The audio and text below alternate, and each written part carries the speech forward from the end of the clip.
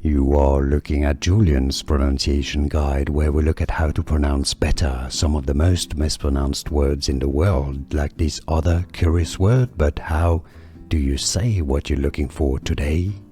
Let's learn how to pronounce the name of this football club. For more names from football and different names, make sure to stay tuned. We've got them all here. You can skip to the end of the video to learn more. So, this stands for, in Italian, AC stands for, well, it's a bit cut there, Associazione Calcio Milan. Okay, Associazione means association, calcio is football in Italian, Milan. So, the Italians say it as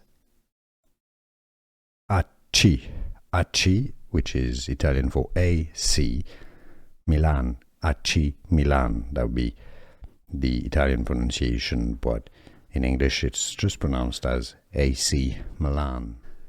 Here are more videos on how to pronounce more confusing words and names too many mispronounced. Like this video if you found it useful. I appreciate your support. I'll see you soon and thanks for watching.